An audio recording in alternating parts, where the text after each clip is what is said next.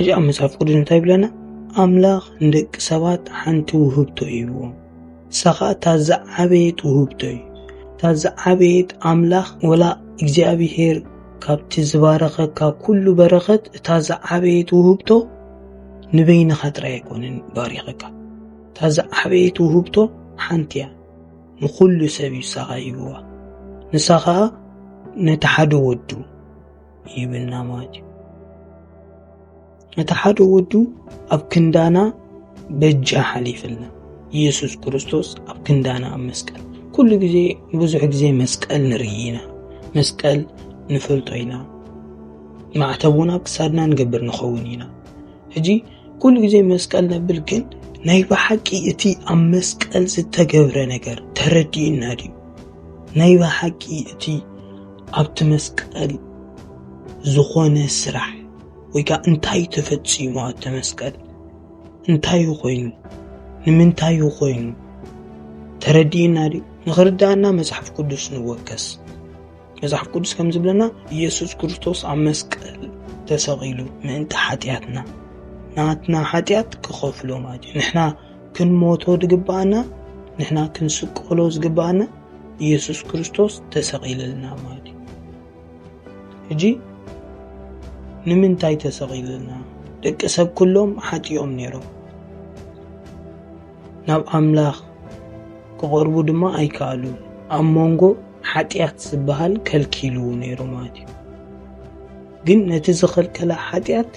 ኢየሱስ ክርስቶስ ጻድቕ ኮይኑ ሴርዎ ማለት ነቲ ኃጢአት ሴርዎ እስራኤላውያን ጥራይም ናብ አምላኽ ዝቐረቡ ነይሮም ኣብ ብሉይ ኪዳን እስራኤላውያን ከማን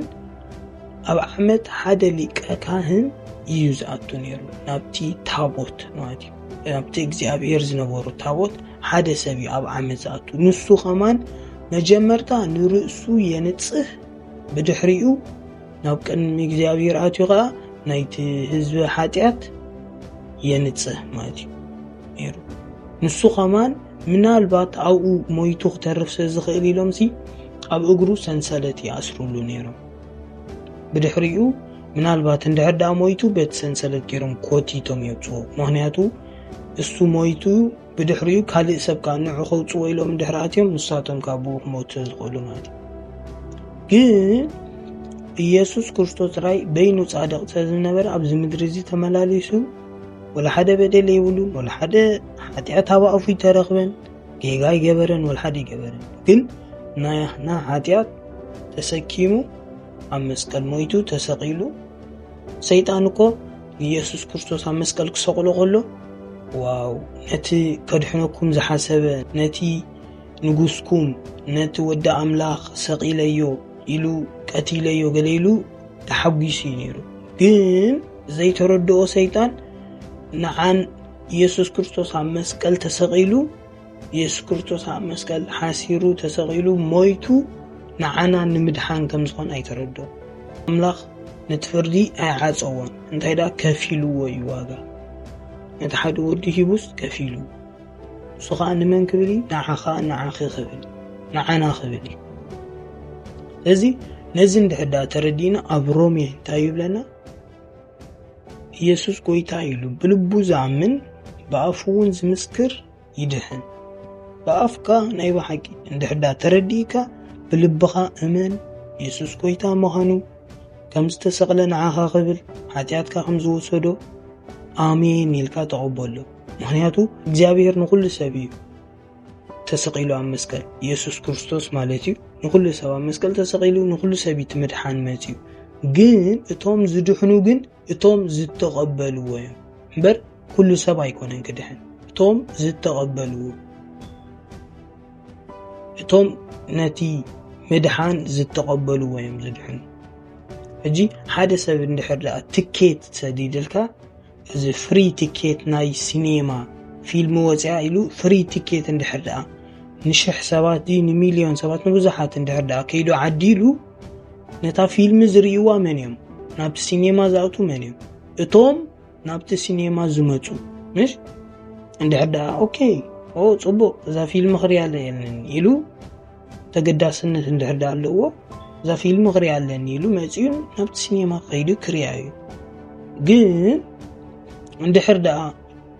ኣይ ፊልም እኮ ብዙሕ ፅቡቅ ኣይኮንኩን ብዙሕ ኣይፈቱኒ ገይሉ ድዩ ወይ ከዓ ገለ ሰልቻቶ ገለ እንድሕር ደኣ ተሪፉ ግን እታ ሲኔማ ተሓልፎ እያ ስለዚ ነታ ፊልም ኣይርያን እዩ ማለት እዩ ከምኡ ከዓ ክርስቶስ ኢየሱስ ንኩሉ ሰብ መድሓና እዩ ንኩሉ ሰብ ተሰቂሉ ኩሉ ሰብ ክድሕን ፍቃድ ኣለዎ ንኩሉ ሰብ እዩ መፅኡ ግን ናብ መንግስተ ሰማይ ዝኣትዉ እቶም ዝተቀበልዎ እስኻ ክትኣምን ኣለካ ኣሜን ኢየሱስ ክርስቶስ ስለ ሓጢኣተይ ሞይቱ ስለ ጽድቀይ እውን ተስኡ ስለዚ ኣነ መንግስተ ሰማይ ክኣትኽእል ይደልየ ውሉድ ኣምላክ ክበሃል ይደልየ ስለዚ ኢልካ ኣሜን ኢልካ ክትቀበሎ ኣለካ ንኢየሱስ ክርስቶስ ነቲ ኣብ መስቀል ዝተፈጥረ ነገር ዝኾነ ነገር ንዑስ ኣሜን ኢልካ ክትቀበሎ ኣለካ ወይ ክትቀበል ይለክ ብድሕሪኡ ኢየሱስ ክርስቶስ ናብ መንግስተ ሰማይ ይእትወካ ማለት እዩ ስለዚ ሎም ማዓንቲያታ መዓልቲ ምድሓን ኢየሱስ ክርስቶስ መዓስ መጻእ ይንፈልጦን ኢና ጽባሕ ድሕሪ ጽባሕ ድሕሪ ሰሙን ድሕሪ ዓመት ድሕሪ 2 ወርሒ ድሕሪ 1 ወርሒ መዓስ መጻእ ይፈለጥኒ ስለዚ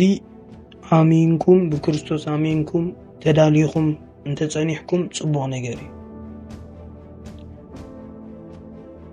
ሰናይ መዓልቲ ሰናይ ለይቲ ተባረኹ ሰብስክራይብ ኣይትረስዑ